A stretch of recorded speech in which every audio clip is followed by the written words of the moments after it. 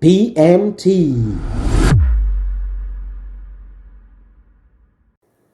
Toi qui nous écoutes, sois le bienvenu sur révèle-moi.com, la chaîne de la connaissance et de l'élévation spirituelle.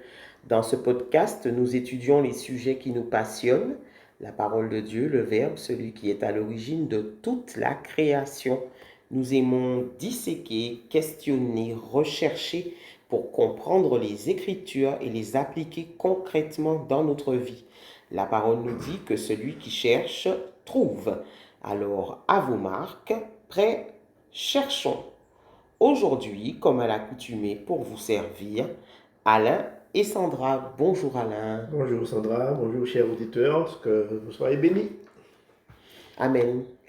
Donc aujourd'hui, nous allons travailler une nouvelle étude déjà, et puis nous allons, comme à l'accoutumée, inviter nos auditeurs à s'abonner, à liker et à partager nos vidéos. Elles vous font du bien, donc partagez le bien que vous recevez. C'est une source inépuisable.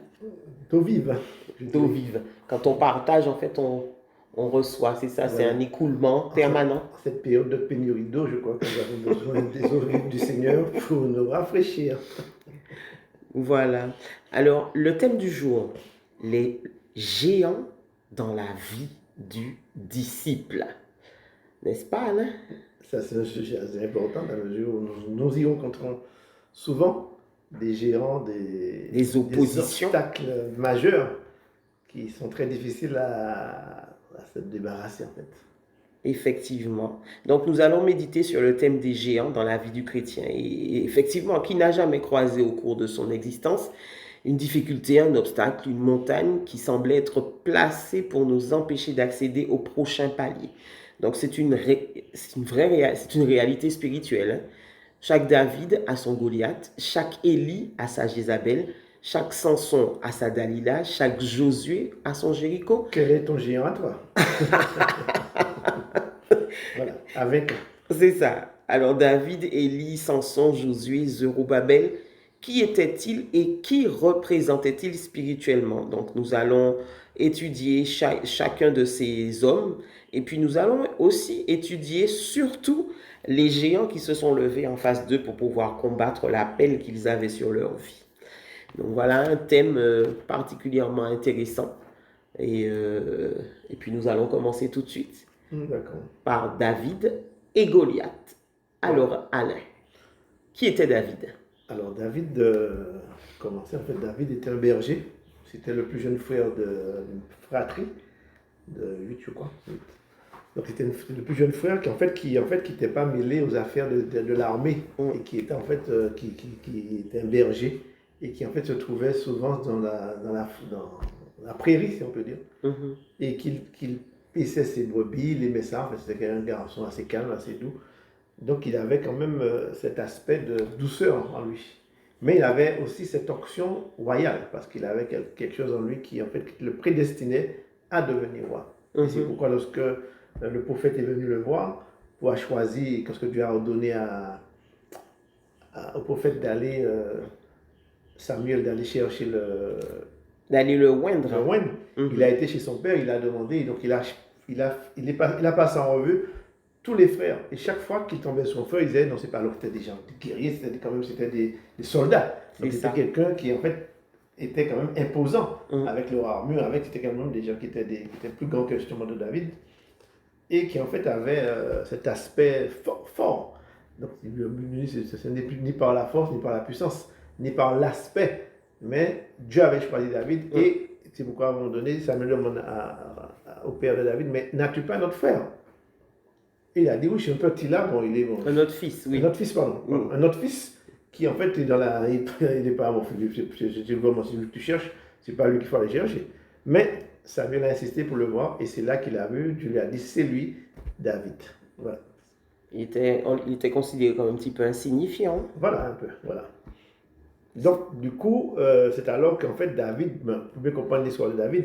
David, lorsqu'il a affronté Goliath, il avait quand même une expérience avec les animaux, qui n'était pas du tout, mais quand même guerrier, quand même, dans la mesure où lorsque les lions attaquaient ses brebis, il y allait. Et avec sa fronde, il avait eu l'occasion de s'exercer aussi à la fronde. Pour pouvoir tuer les lions, pour pouvoir te débarrasser des animaux qui venaient attaquer ces animaux. Donc on voit bien que David, c'était quand même il avait quand même l'esprit guerrier quand même. C'est ça. Mais avec une habitude qui n'était pas commode, qui n'a rien à voir avec les Philistins, mais qui était de notre ordre. Donc voilà qu'en fait, voilà un peu qui était David succinctement. C'est ça. Il était aussi prophète, hein, David. Hein? Oui. Quand on regarde les psaumes, il a prédit la venue de Jésus, en fait. Tout à fait. Donc il était roi, prophète. Il était aussi chantre. Il était chantre, ouais. Donc il avait tout un petit peu sa carte d'identité. Il était aussi sacrificateur. Et sacrificateur. Parce que lorsqu'à un moment donné, il était en guerre, il a été dans le temple.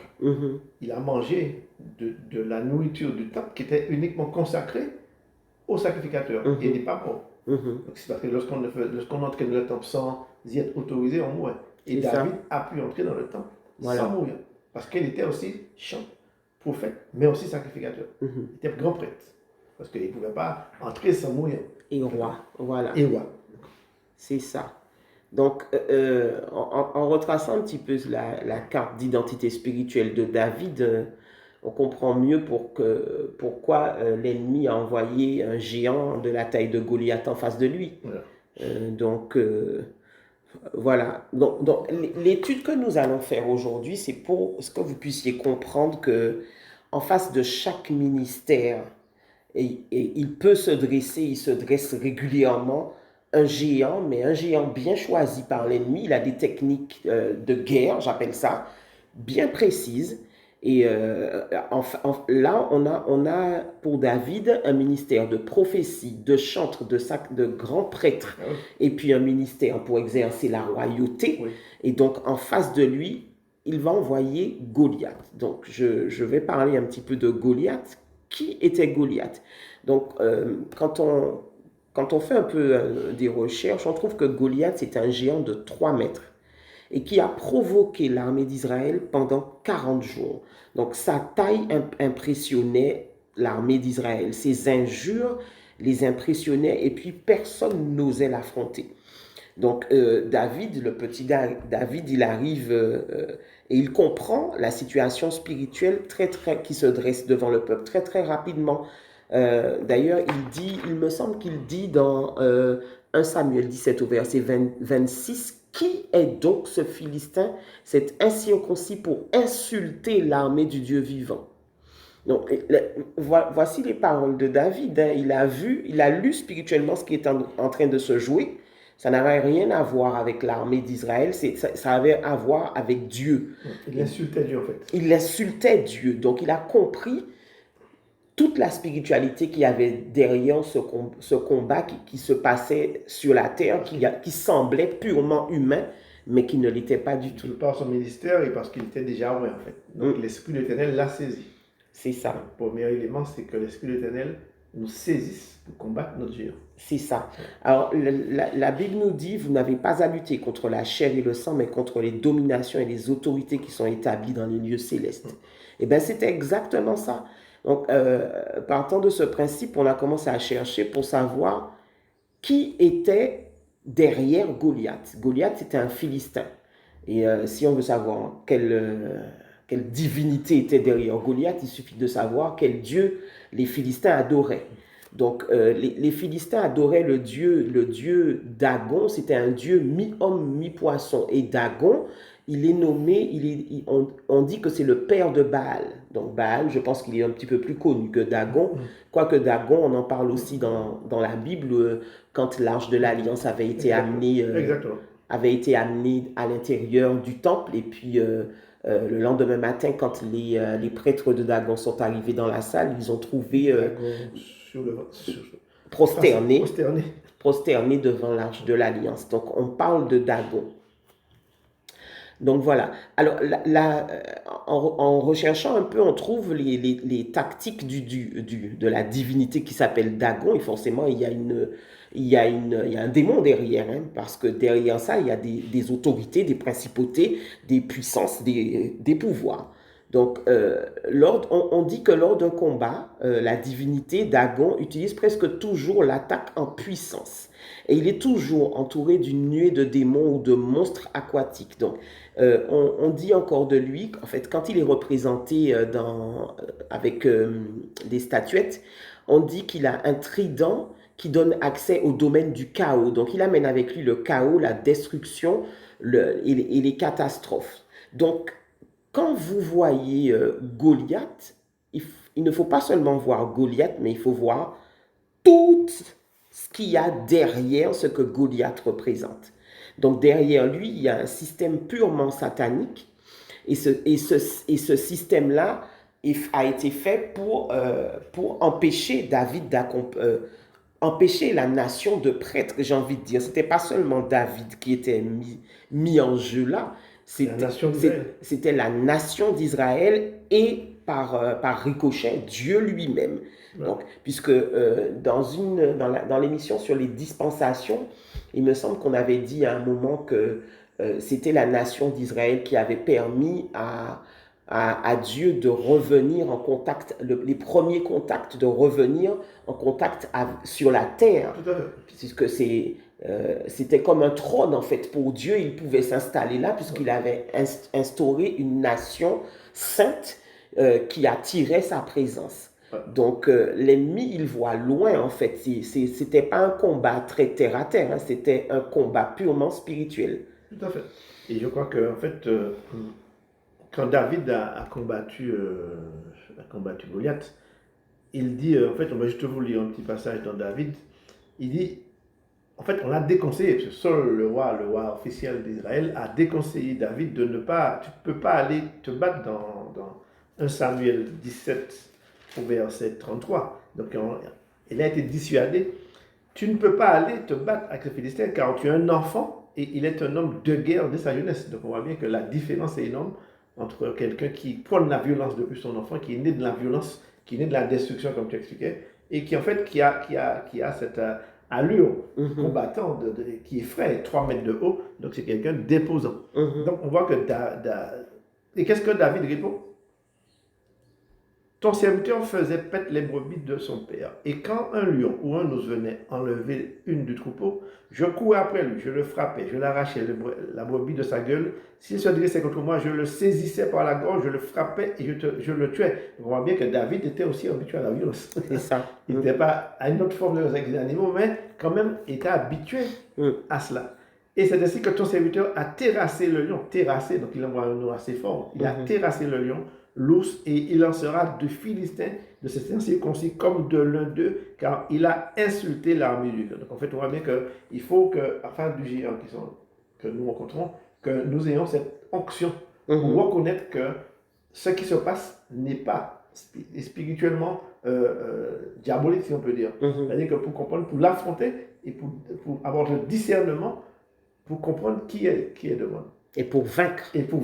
Et avant que nous avons cette révélation que David a eue, donc il a insulté l'armée du Dieu vivant. Donc il s'est opposé à la gloire de Dieu dans notre vie. Et nous devons réagir quand l'ennemi nous défie pour une cause. Lorsque la foi, la puissance de Dieu est remise en cause, il faut que nous puissions nous lever pour agir contre cela, au nom de l'Éternel. Et on voit bien que, qu'est-ce qui va se passer un petit peu plus bas dans le verset 37-38. David dit encore, l'Éternel qui m'a délivré de la griffe du lion et la patte de l'ours me délivrera aussi de la main de ce Philistin. Et Saul dit à David, va, que l'Éternel soit avec toi. Donc on voit bien que Saul lui donne l'autorisation, mais on voit que Saul va faire quelque chose d'assez particulier. Saul était quand même un géant, en fait, aussi quelqu'un de très grand, parce qu'il était quand même, parce que Samuel l'a vu, quelqu'un qui dépassait, qui était un homme très beau, mais qui dépassait aussi de tête beaucoup de gens. Et qu'est-ce qu'il va faire? Il va donner à David toute cette armure. Il a dit à David au verset 38, Saul fit mettre ses vêtements, donc les vêtements de Saul, sur David, un enfant qui est heureux. Imaginez-vous que C'est ça. je fais 2,20 m et puis David fait 1 m, je sais pas, 80, 50. 50. Mhm. Et puis on lui donne des vêtements. On voit bien qu'il le plaça sous sa tête un casse d'airain, le vêtit d'une cuirasse. David ceignit l'épée de Saul par-dessus ses habits et voulut marcher car il n'avait pas encore essayé. Mais il dit à Saul, je ne puis pas marcher avec cette armure, je n'y suis pas habitué, et il s'en débarrasse. Donc en fait, on voit bien, il faut s'alléger des choses qui sont lourdes dans notre vie. C'est-à-dire qu'il y a des fois, le géant peut être aussi des lourdeurs, des choses qui traînent, que nous traînons avec nous, ça soit un environnement, et qui deviennent des géants dans notre vie. Et qu'on a du mal à s'en débarrasser. Donc débarrassez-vous aussi des choses trop lourdes, trop imposantes. Et prenez simplement votre foi. Et ce que vous avez, l'habitude que vous avez dans votre vie, ne pas prendre d'essayer autre chose que ce que Dieu vous donne par la foi. Et qu'est-ce qu'il va prendre? On va aussi bien qu'en fait plus tard, il a pris il a pris son bâton, sa fronde, et il s'avance contre les Philistins avec la foi. Et combattre un géant, c'est toujours l'affronter par la foi pour pouvoir le terrasser. D'accord? Donc, on voit bien que, quand vous allez lire donc, 1 Samuel 17, au verset 30, en fait, le chapitre, si vous voulez, donc vous allez comprendre le principe même du géant et comment il peut vouloir nous effrayer, nous faire peur. Et c'est la tactique un peu des dieux étrangers, quoi. Dans ce que tu viens de lire, on voit que David, il prophétise quand il parle. Tu as lu un verset à l'instant. Il parle au roi. Oui. Tu peux rappeler le verset? Au verset 37. L'Éternel qui m'a délivré de la griffe du lion, de la patte de l'ours, me délivrera aussi de la main de ce Philistin. Et Saul dit à David, va et que l'Éternel soit avec toi. Voilà, l'Éternel me délivrera. Donc il est en train, et c'est ça c'est une clé en fait. La prophétie, son onction de prophétie, il a fait comme le prophète Ézéchiel quand il a parlé de la part de l'Éternel sur les eaux qui allaient reprendre vie. Donc l'onction pour la délivrance de David est venue de son onction prophétique qu'il avait. Et puis la première clé, c'est l'amour qu'il avait pour Dieu, l'amour brûlant qu'il avait pour Dieu, parce que c'était pas pour Israël qu'il se battait, il se battait parce que le nom de Dieu était bafoué à cause de ce Philistin, donc de cet incirconcis, comme il disait. Donc il se battait. On a deux clés ici, l'amour, l'onction de l'amour qu'il avait pour Dieu, et l'onction aussi de prophétie qu'il avait pour déclarer, affirmer que la parole qui était sortie du ciel devait s'accomplir sur la terre. Voilà. Et au verset 45, il lui dit, tu marches contre moi avec l'épée, la lance et le javelot, donc des armes physiques, matérielles. Moi, je marche contre toi au nom de l'Éternel, des armées, du Dieu de l'armée d'Israël que tu as insulté. Aujourd'hui, l'Éternel te livrera entre mes mains, je t'abattrai et je te couperai la tête. Aujourd'hui, je donnerai les cadavres du champ des Philistins aux oiseaux du ciel, aux animaux de la terre, et toute la terre saura que l'Éternel a un Dieu. Et toute multitude saura que ce n'est ni par l'épée, ni par la lance que l'Éternel sauve, la victoire appartient à l'Éternel et vous livre entre nos mains.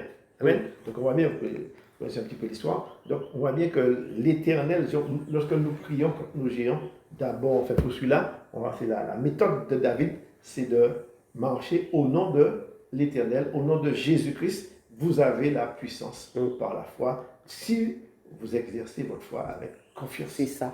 Et il y a une autre histoire. On n'avait pas prévu d'en parler maintenant, mais il y a une autre histoire qui corrobore exactement ce qu'on est en train de dire. C'est l'histoire de la reine Athalie. Donc, c'est une histoire que vous allez trouver dans Un roi. Enfin, je vais vous chercher la référence dans un petit moment. Je vais essayer de la dire de mémoire. Dans 2 Rois 11. Et donc, Athalie, c'était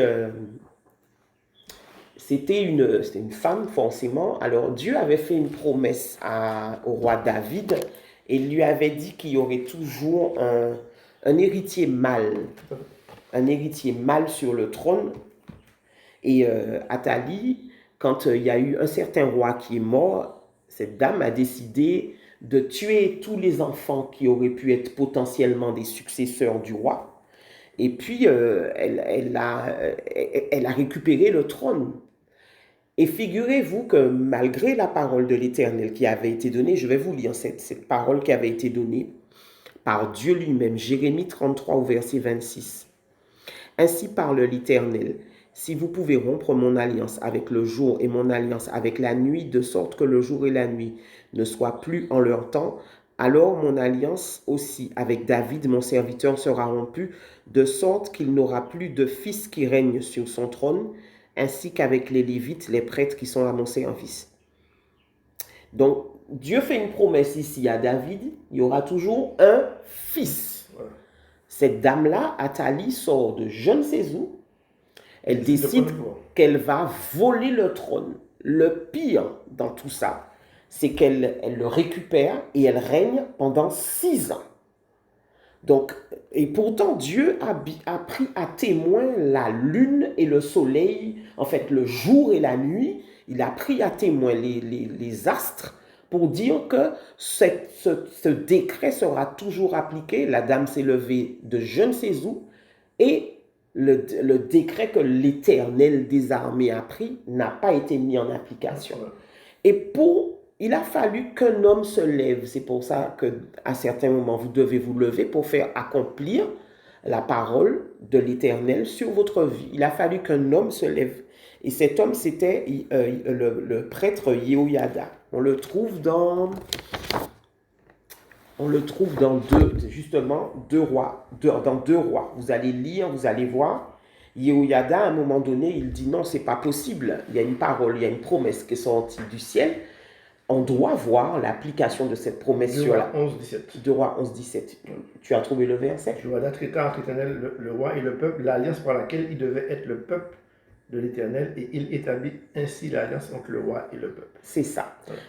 Donc, un homme s'est levé en face d'Athalie, qui était un géant, et puis il a dit, ça suffit, il faut que la loi, il faut que ce que l'Éternel a dit soit respecté sur la terre. Et c'est à ce moment-là qu'il a mis en place tout un stratagème, et heureusement, comme il avait sauvé un des héritiers de David, ils l'ont couronné roi, et à ce moment-là, ils ont fait tuer la reine Athalie. Voilà. Mais tout ça pour vous dire que les géants, à certains moments, il faut se dresser devant, en fait. Tout à fait. Parce qu'en fait, si l'alliance était rompue, Jésus ne serait pas là. C'est ça. Jésus est Nourriba et de la descendance de David. Mm. Donc il fallait qu'il y ait toujours un roi sur le trône C'est ça. pour arriver à Jésus-Christ. Sinon, si Athalie a voulu rompre l'alliance, elle a voulu couper pour pouvoir établir une autre voie qui n'était pas celle de Dieu. Mm. Et souvent, dans notre vie, il y a des influences qui arrivent pour nous détourner de la volonté de Dieu, pour nous conduire dans notre chemin. Et c'est ça, en fait, le principe d'Athalie, c'est arrêter l'alliance pour aller dans un autre chemin. Et Yehoyada, comme ça. Yehoyada. Yehoyada, en fait, c'est un peu... s'est levé et il s'est opposé. Il a décidé, par quelqu'un il avait déjà inscrit dans son cœur cette pensée de pouvoir remettre de l'ordre dans la volonté de Dieu. Et Dieu a une volonté, c'est comme pour David. Il y a toujours l'esprit, l'onction qui vient pour pouvoir nous donner la grâce, donner la révélation de ce qui se passe pour pouvoir nous opposer à l'ennemi qui veut nous empêcher de faire sa volonté. C'est ça. C'est un peu le principe même du géant, c'est s'opposer à la volonté divine. Mm-hmm. Voilà, donc on continue dans l'étude de nos géants avec Élie et Jézabel. Alors, qui était Élie? Alors, Élie est un prophète que Dieu avait choisi pour pouvoir rétablir l'ordre, parce qu'il avait été venu pour pouvoir agir, et parce qu'il avait vu qu'il y avait encore toujours, en fait, il y a toujours dans ces prophètes que Dieu choisit, il y a toujours le chaos, il y a toujours une opposition, en fait. Et Dieu avait décidé de rétablir l'ordre encore. Et c'est pourquoi il avait envoyé Élie, et qui a affronté plein de situations.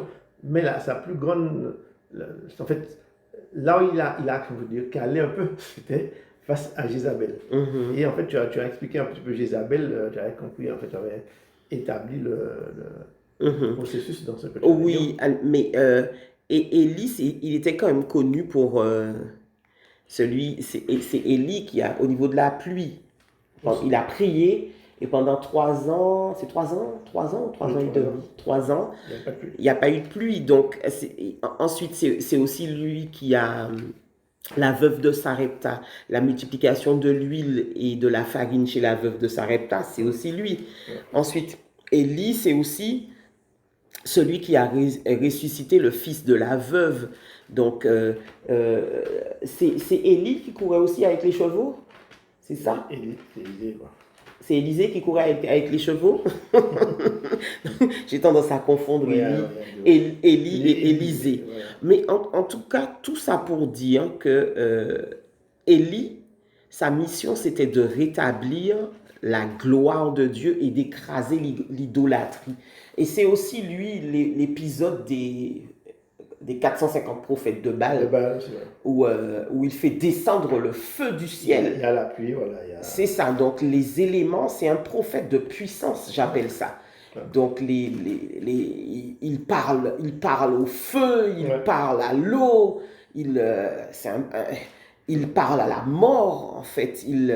Voilà, il parle à la farine et à l'huile, il a le pouvoir de... C'est un prophète. Oui, mais c'est Avec l'onction de l'Éternel. avec l'onction, parce que il y a prophète et prophète. Jérémie n'avait pas ces pouvoirs-là. Non. Jérémie, c'était un prophète qui annonçait simplement des choses à venir, tandis que lui, c'était un prophète de puissance et sa parole avait des répercussions directes sur les éléments de la nature. Donc, c'est pas le même type de prophétie. Alors, on prend le temps de poser une carte d'identité spirituelle de Élie pour que vous puissiez voir qui l'ennemi va envoyer en face de ce ministère de puissance. Donc, dans 1 roi 18 à 21, on lit « Élie s'avance devant tout le peuple et dit « Jusqu'à quand est-ce que vous allez danser tantôt pour l'un, tantôt pour l'autre? Si c'est le Seigneur qui est Dieu, adorez le Seigneur. Si c'est Baal qui est Dieu, adorez Baal. » Donc, là, on voit clairement son rôle. Il y avait de l'idolâtrie. Il fallait que les Israélites cherchent, qu'ils se positionnent tout simplement d'un côté ou de l'autre. Donc, on va étudier maintenant Jézabel. Donc, parce que l'ennemi voyait le ministère de puissance, il a envoyé Jézabel en face du ministère de puissance. Alors, qui est Jézabel? On la présente comme celle qui est envoyée pour amener la confusion dans l'avenir religieux du peuple d'Israël. L'apôtre Paul pouvait dire « Nous n'ignorons pas ses desseins ». Donc, Jézabel encourageait la vision polythéiste où l'on croyait en plusieurs dieux, alors que Élie était là pour établir la vérité. Et la vérité, c'était qu'il n'existait qu'un seul Dieu. Et alors, si on fait un petit peu des recherches par rapport comme tout à l'heure, dans l'histoire de Goliath, on a cherché quel était le dieu de Jézabel et puis toutes les autorités spirituelles sataniques derrière Jézabel. Donc, l'esprit de Jézabel était là pour empêcher la repentance. Il était présent, cet esprit-là est présent pour attaquer les élus de Dieu. Donc, l'esprit de Jézabel, quand on parle de cet esprit-là, on parle de séduction, d'adultère, de division dans le couple. Et puis, en fait, il est surtout là pour la destruction de l'œuvre de Dieu. Voilà. Et l'esprit de Jézabel est directement lié au démon Baal. Donc, et celui-là, il n'est pas petit, c'est le chef de la puissance infernale. Et, il est souvent représenté par un chat, une grenouille et une araignée. Donc voilà ce qu'il y avait. Et on dit que c'est le seigneur des démons. Tout ce qu'il y a de plus sournois. Voilà. Et c'est le fils de Dagon. Donc c'est toujours la même lignée de démons. Et son rôle, c'était de voler le cœur des Israélites.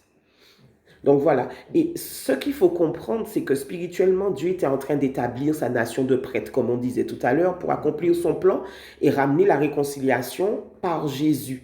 Donc forcément, Satan envoie le Seigneur des démons pour tenter de voler les cœurs des Israélites, pour que cette nation de prêtres-là ne permette pas au Christ d'arriver. Donc, c'était ça, cette technique, c'était la chair contre l'esprit. Ouais, Parce que, c'est toujours impossible. voilà, la chair contre l'esprit. Là, le culte de Baal, c'était le culte de l'idolâtrie, le culte, l'excitation de la chair, l'excitation du plaisir. Et en face, avec Élie, c'était la vie de l'esprit, et la vie de l'esprit dans toute sa puissance. En fait, bon, pour ajouter sur votre activité Jézabel, mais en fait, pour Élie, en fait, le problème d'Élie, c'est qu'en fait, il était seul. C'est-à-dire que il a un moment de faiblesse parce qu'il s'est ressenti seul. Et en fait, il n'avait pas, et c'est pourquoi on dit toujours qu'en fait, Dieu nous explique que pour chaque personne, quand vous êtes chrétien, vous avez besoin d'un disciple, si on peut dire. Quelqu'un à qui parler, à qui donner ce qu'on en reçoit. Et en fait, un disciple, c'est quelqu'un qui est là à nos côtés. Et c'est pourquoi Élisée a été envoyé pour Élie. Parce que quand Élie a subi cette attaque de ce géant, qu'est-ce qu'il a fait? Il a fui. Mais s'il avait quelqu'un à ses côtés pour pouvoir parler, pour pouvoir lui donner quand même quelques conseils, même si tu n'es pas aussi grand prophète pour l'instant que lui, parce qu'Élisée après a reçu le manteau, a reçu la puissance d'Élie, mais il a fallu qu'il avait besoin de quelqu'un. Et souvent notre faiblesse vient du fait que nous sommes seuls. On se ressent seul. Souvent, on dit souvent, je me sens seul, je suis seul, il n'y a personne à côté de moi. En fait, notre faiblesse aussi vient de cela. Et c'est pourquoi il faut toujours avoir quelqu'un. C'est pourquoi il a dit d'appeler des gens à la conversion et de leur donner des enseignements pour pouvoir nous permettre d'avancer dans la foi également. Et Élie n'avait pas ça à un moment donné, c'est pourquoi il a fui. Il a fui dans le désert, il a fui devant cette parole où on veut lui ôter la vie, donc il a eu un peu peur et il s'est enfui. Mais l'ange, la Bible nous dit que l'ange de l'Éternel, dans 1 roi 19, à partir du verset 4, jusqu'au dernier verset, jusqu'à un moment où Élisée arrive. Donc on voit bien que Dieu envoie quelqu'un pour pouvoir nous aider, pour pouvoir parler, pour pouvoir en fait nous trouver de la consolation également. Et fort souvent nous négligeons, on dit bon je suis seul, je reste seul. Bon. Non, il faut avoir un disciple, je dirais en fait un disciple qui parle du même ton, de la même voix que nous. Pas quelqu'un qui va nous juger, pas quelqu'un qui va nous critiquer, pas quelqu'un mais quelqu'un qui nous comprend sur le plan spirituel. Et je crois que tu expliquais forcément toi-même que tu as souvent subi en fait ces rejets de la part de personnes qui en fait ne te comprenaient pas. Et c'est pourquoi en fait notre défaillance vient aussi de cela. C'est ça, donc c'est encore une clé. Depuis tout à l'heure on en donne, voici encore une autre, c'est le compagnon de service. Voilà. Le compagnon de service, parce qu'effectivement, quand Élie est parti se réfugier dans le rocher, il a commencé à se plaindre pour moi, Élie était en dépression. Voilà. Il était en dépression, c'était un burn-out, parce qu'il venait de faire tuer les 450 prophètes de Baal, et puis il s'enfuit, mais c'est là où on voit que, mine de rien, c'est spirituel, parce que Élie s'enfuit, et s'enfuit devant une femme, mais derrière la femme, il y a une puissance satanique. Voilà, donc c'est pas forcément la femme, c'est pas rien. Et Élie, c'était un homme de puissance et un homme de l'esprit, donc il savait très bien à mon avis, il devait percevoir la situation spirituelle qui était dangereuse, et elle était réellement dangereuse, mais il avait oublié qu'il était au service du Seigneur de l'univers. Et donc, voilà. Et effectivement, quand il s'est mis à se plaindre dans la grotte, le Seigneur lui a répondu à chacune j'avais fait une étude sur ça, chacune de ces il avait présenté plusieurs points devant le Seigneur, et le Seigneur a répondu à chaque point par rapport à Élie. Quand il lui a dit « je suis tout seul », il lui a dit « non, je me suis réservé des gens ». Quand il lui a dit il se sentait seul pour lui-même, « je t'envoie Élisée ». les gens ont perdu la foi. Non, c'est pas vrai. Il y a des gens. Parce que Bon, c'est le doute, en fait, le doute s'empare de nous devant en fait tant d'œuvres extraordinaires qu'il a faites auparavant. En fait, il a eu un moment de faiblesse. c'est ça. Parce qu'il n'avait pas de secours. Parce que c'est vrai qu'on a besoin spirituellement de Dieu, mais on a aussi besoin, sur le plan physique, C'est ça. d'une relation, de partenaire, comme tu dis, un compagnon de service. Il faut dire que moi, je sais que j'ai déjà expérimenté ça. À chaque fois qu'il y a une grande victoire, derrière la grande victoire, il y aura Une attaque. une belle attaque. Voilà. Et c'est comme ça, parce qu'on met en liberté des gens. Voilà. Et en fait, c'est comme si on dépeuplait l'enfer. Donc, il y aura une représailles, des représailles en quelque Tout à part. fait. Et Pour nous faire douter, en fait. oui, Simplement. ou te faire arrêter si c'est possible. Voilà. Puisque, C'est ce qu'il a fait, lui. Hein. oui, il est parti. Il est Et parti. Dieu lui demande, qu'est-ce que tu fais Il a là? arrêté parce que Dieu lui a au verset 15, va reprendre ton chemin Oui. dans les airs de Damas. En fait, C'est tu vois ça. bien qu'il avait arrêté sa route, il s'était un petit peu arrêté, il avait mis le doute dans son Oui, cœur. c'est ça. S'il dit si c'est ça te servir, bon. Et après, on connaît la fin de l'histoire de Jézabel qui a été tuée par l'épée. Donc, on voit bien que le problème s'est réglé. Oui, Parce qu'il a retrouvé son assurance, sa foi et le zèle pour l'éternel. c'est ça. Donc, lorsque vous vous retrouvez dans une situation comme ça, je crois qu'il faut retrouver, parler à quelqu'un, vous confier à quelqu'un qui va vous aider à reprendre votre chemin de victoire. Ce que j'aime avec la fin de. Enfin, c'est pas la fin, parce qu'après, il a encore fait des prodiges. Il courait avec les. C'est bien lui qui courait avec les chars. Oui.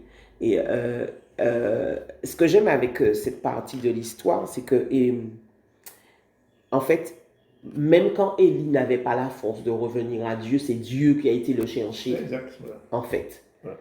Sans intervention aucune, Dieu lui-même est parti chercher son prophète pour pouvoir. Il savait qu'il était fatigué, donc il a été à sa rencontre et puis il l'a fortifié et c'est après qu'il a pu continuer avec d'autant plus de puissance. Donc là encore, pas de victoire pour Satan, puisque malgré le fait qu'il ait voulu attaquer la nation d'Israël, le Messie il est quand même arrivé là où Dieu voulait qu'il arrive, parce que Dieu avait choisi Israël et Dieu avait choisi une localisation. Parce que des fois, quand Dieu nous donne une promesse, il y a un temps, mais il y a aussi une localisation. Ça doit se faire dans un endroit qu'il a choisi, lui.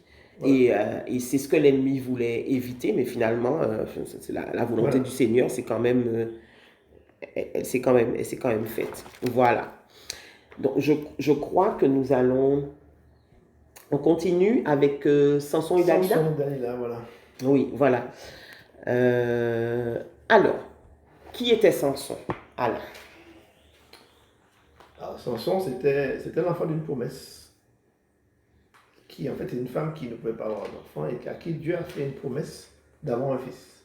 Mais, et cette femme a reçu un ordre que cette femme ne boive ni liqueur forte, ni, en fait, comment on dit, alcool. Ni alcool, qu'elle se consacre. Elle se consacre à Dieu totalement, parce qu'en fait, elle attendait avec impatience cet enfant qui n'arrivait pas, et elle a reçu la promesse de l'Éternel. Elle était stérile, on nous dit que sa femme était stérile, elle n'enfantait pas. Et l'ange de l'Éternel, dans Juge 13 au verset 12, 2, l'ange de l'Éternel apparut à la femme et lui dit, voici tu es stérile et tu n'as point d'enfant. Tu deviendras enceinte et tu enfanteras un fils. Maintenant, prends bien garde. Ne bois ni vin, ni liqueur forte, ne mange rien d'impur. Il y avait quand même, dans les prophètes, il y avait dû donner des animaux à ne pas manger. Tu vas devenir enceinte et tu enfanteras un fils. Le rasoir ne passera point sur sa tête parce que cet enfant sera consacré à Dieu dès le ventre de sa mère. Et ce sera lui qui commencera à délivrer Israël de la main des Philistins. Donc on voit bien que c'est un enfant consacré. Il a eu nous dit que nous sommes connus dans le sein de notre mère. Et que quand Dieu nous envoie, il a une mission pour nous dès le ventre de notre mère. Donc c'est pas quelque chose qui est décidé pendant un coup de vie, mais c'est quelque chose qui est décidé à l'avance. D'accord? Et la Bible nous dit qu'il va être consacré et Dieu lui donne un ordre il ne devra pas, dans sa tête, ses cheveux ne devront point être coupés. C'est ça. C'est là que d'où devenait sa force. C'est ça. Voilà. Donc Samson était juge. C'était ça son ministère. Un juge, voilà, c'était l'époque des juges, parce qu'il n'y avait pas encore de roi officiel en Israël, donc il y avait plein de juges qui passaient, en fait, qui duraient ce nombre de temps pour pouvoir régler les affaires spirituelles de Dieu sur terre. C'est ça. Et il était juge et il avait reçu une puissance surnaturelle. Ouais. Donc c'était ça, un petit peu sa carte d'identité spirituelle. Et puis sa mission, c'était de commencer à délivrer Israël. Tu l'as lu dans le verset. Commencer à délivrer Israël des Philistins. Donc il a affronté et vaincu plusieurs fois des guerriers philistins. Et malgré le complot mené contre lui, on lit quelques versets plus loin que sa mort a tué plus de Philistins qu'il n'en avait tué pendant sa vie. Tout à fait. Voilà. Bon, c'est une histoire bien particulière parce qu'en fait, on voit bien que dans cette histoire, c'est que il était interdit en fait aux Israélites de se marier avec les Philistins. C'était quand même, lui a dit de ne pas prendre des étrangers, parce que sous le plan spirituel, c'est pas la même chose. On a expliqué une fois qu'il y avait des fils de Dieu et des fils du diable. Donc il ne fallait pas qu'il y ait d'alliance entre ces deux peuples. Mais, exceptionnellement, dans Juge 14, verset 3, parce que Samson était grand, donc il a grandi, donc il a voulu avoir une femme, d'accord? Et on reprend le verset 2, lorsqu'il fut remonté, il déclara à son père et à sa mère, j'ai vu à Timna, une femme parmi les filles de Philistins, prenez-la maintenant pour femme. Son père et sa mère lui dirent, n'y a-t-il point de femme parmi les filles de tes frères et dans tout notre peuple, que tu ailles prendre une femme chez les Philistins qui sont incirconcis? Et Samson dit à son père, prends-la moi, car elle me plaît. Son père et sa mère ne savaient pas que cela venait de l'Éternel, car Samson cherchait une occasion de dispute de la part des Philistins. En ce temps-là, les Philistins dominaient sur Israël. Donc on voit bien que c'est quelque chose de bien particulier. C'est-à-dire qu'en tant que juge, il avait une mission de rétablir l'ordre en Israël. Donc, et Dieu est passé par, bon, c'est quelque chose d'extraordinaire, Dieu est passé par un ordre, il n'a pas choisi une armée régulière pour pouvoir aller combattre les Philistins. Il s'est choisi un homme, un juge, prophète, que Dieu l'avait mis, et avec ce désir de chercher dispute de la part des Philistins.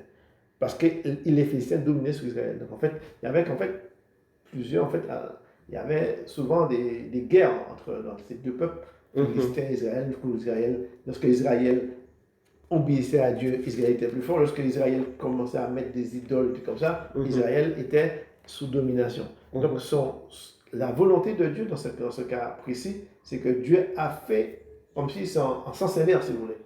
Et on expliquait en fait que Samson est tombé amoureuse de son géant à ce moment-là, que tu avais expliqué un petit peu par...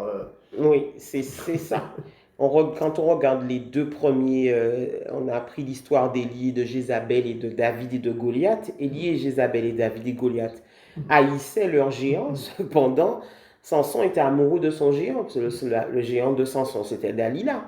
Et Samson était amoureux de son géant. Et là, c'est une situation particulière. Et tout à l'heure, juste avant de commencer le podcast, on disait avec Alain que la fin, on est revenu sur la fin de Samson. Il était amoureux de son géant, il en est mort, et les deux autres exemples que nous avons pris, Élie et Jézabel et David et Goliath, ces deux-là sont restés vivants.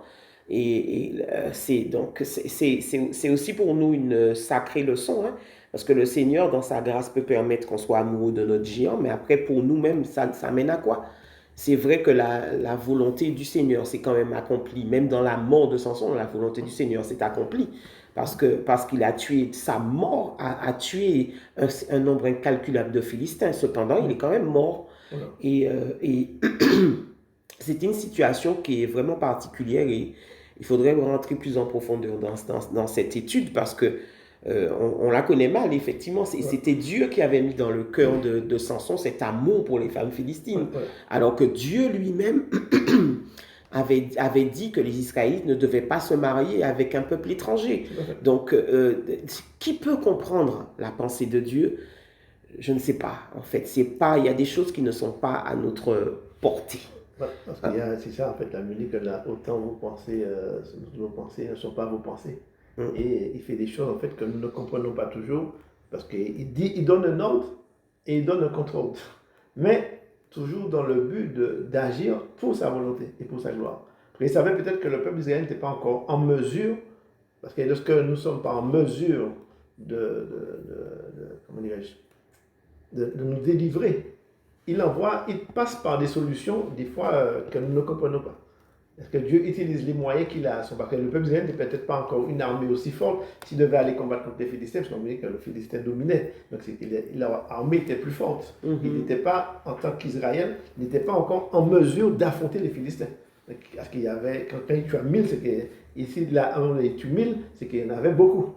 Et peut-être Israël n'était pas assez costaud spirituellement. Et des fois, quand nous ne sommes pas assez costauds spirituellement pour affronter une épreuve, eh bien, Dieu envoie une solution qui nous paraît un peu, des fois démesurée, ou passer par quelqu'un pour pouvoir agir, et par des situations assez biesques, en l'occurrence Samson et Dalila. Donc on voit bien que c'est des situations assez particulières, que des fois nous ne comprenons pas toujours, mais c'est ainsi la volonté de Dieu. Alors, donc on voit d'un côté Samson, avec une force physique surnaturelle, il est juge.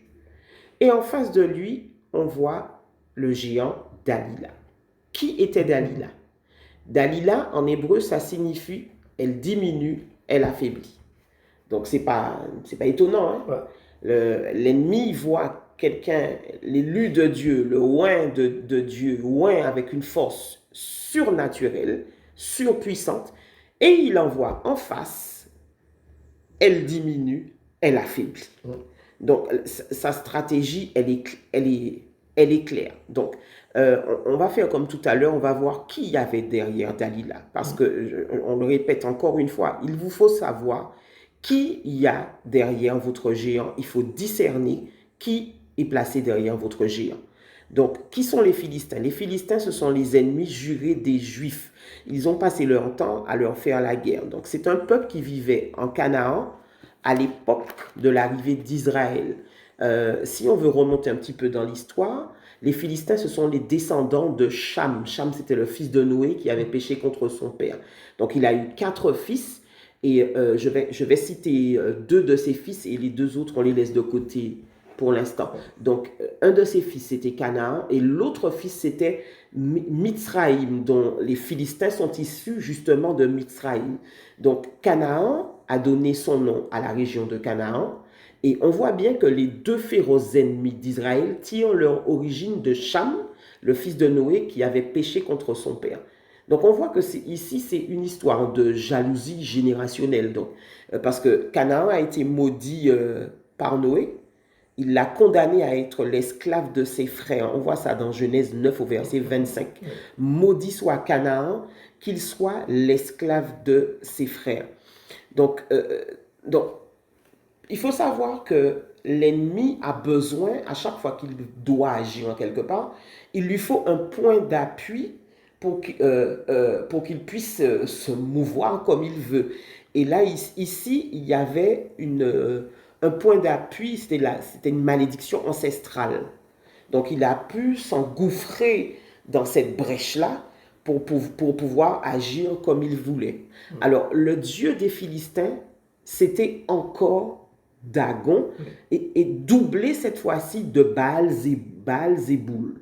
Donc, c'est un dieu dont on a déjà parlé du dieu des Philistins tout à l'heure, celui qui s'était prosterné devant l'arche de l'Alliance. Donc, c'est le même. Par contre, on va s'attarder un petit peu sur Baal-Zéboul, qui est le prince des mouches, qui est représenté debout, brandissant une massue à la main droite, le tonnerre, et tenant un javelot enflammé, l'éclair. Donc, lui, c'est le chef suprême de l'empire infernal. C'est un prince couronné de l'enfer. Et d'ailleurs, on dit qu'il est le prince qui est juste en dessous de Lucifer. Donc là encore, on a un élu de Dieu, Samson, qui a une mission, celle de commencer la destruction des Philistins. Et puis, on a Satan qui envoie en face de lui le prince qui est juste en dessous de lui au niveau de la hiérarchie satanique. Donc là, il a envoyé de l'artillerie lourde, en fait, en face. Puissance contre puissance. Mais finalement, son plan a encore échoué, puisque Samson, malgré le fait qu'il bon, sa vie, elle a été prise, hein, sa vie, hein, mais sa mort a entraîné plus de gens qu'il en avait tués pendant la durée de sa vie. Donc la volonté du Seigneur s'est quand même accomplie malgré le fait qu'il ait perdu la vie à cause de ça. Voilà. Donc en fait, on voit bien que et lorsque Samson a donné une énigme au peuple de Philistins, il leur dit au verset 14, de celui qui mange est sorti ce qui se mange, et du fort est sorti le doux. Et il a cherché à expliquer l'énigme, et il répond au verset 18, quoi de plus doux que le miel et quoi de plus fort que le lion. Donc on voit bien que Samson était un homme très fort, mais aussi il était doux, parce qu'il avait une faiblesse en lui qui était en fait le fait de pouvoir, il n'a pas su résister à l'appel de la femme en fait. Il n'a pas su résister au fait de dévoiler le secret que lui avait dit. Et des fois, la force est souvent confrontée à la douceur. Et c'est ça qui a fait sa faiblesse, qui a fait sa perte en fait. Mais la volonté de Dieu s'est quand même accomplie malgré tout. Malgré tout, voilà. Donc voilà, Dieu peut choisir même dans la mort de faire germer la vie. Voilà. Donc l'ennemi, il met en place ses plans en fait. Il met en place ses chars d'assaut, son artillerie lourde. Là, il a été loin, en face de Samson. Et d'ailleurs, l'artillerie lourde a tué Samson. Voilà. Et voilà, mais ce sacrifice était bon et il a servi à la gloire de Dieu. Voilà. Nous allons arrêter là? Oui, bien sûr, parce qu'en fait, c'est comme je pense que nous avons bien expliqué certaines choses, nous avons terminé l'étude, mais pour comprendre à chacun de nous, qui nous écoute en cet instant, à travers ces géants, qu'il y a plusieurs méthodes pour combattre nos géants. La révélation de Dieu, l'écoute de Dieu, la révélation de la parole de Dieu et l'onction dont nous avons besoin pour combattre. Et des fois, nous avons besoin d'aide aussi, de secours de la part de quelqu'un d'autre pour pouvoir nous aider avec. Et n'hésitez pas des fois à appeler peut-être le pasteur, ou quelqu'un peut-être même si ce n'est pas le pasteur, mais des fois quelqu'un que nous connaissons, qui suit Dieu, à qui nous puissions parler et qui peut être notre compagnon de service. Et des fois, nous avons besoin de ce secours-là aussi pour pouvoir trouver des solutions. C'est ça. Et à notre inconfort spirituel. Et puis, juste avant de clôturer cette émission, vous aurez la suite à la prochaine édition. De ces 3 histoires que nous avons lues, enfin même celle de la reine Nathalie, la victoire, elle est toujours au bout. Toujours. Quoi qu'il en coûte, elle est toujours au bout. Le géant est là, c'est vrai, mais au bout d'un moment, il n'y a plus de géant. Il est terrassé. Donc, désespéré. C'est ça, tout à fait. Ayez foi en Dieu. Tout à fait. Le géant est là pour révéler. Goliath a révélé David. Voilà. Il y aurait pas eu. C'est Goliath qui a permis à tout le monde de voir qui était David. Voilà. Et de réveiller en vous une puissance qui se cache. Exactement. Voilà. Que Dieu soit béni pour ces paroles. Alors nous vous disons à la semaine prochaine. Et puis n'oubliez pas de vous abonner, de liker. Nous nous retrouvons mercredi prochain pour une nouvelle étude. Que Dieu vous bénisse. Ciao. Et à bientôt. Ciao. Bye.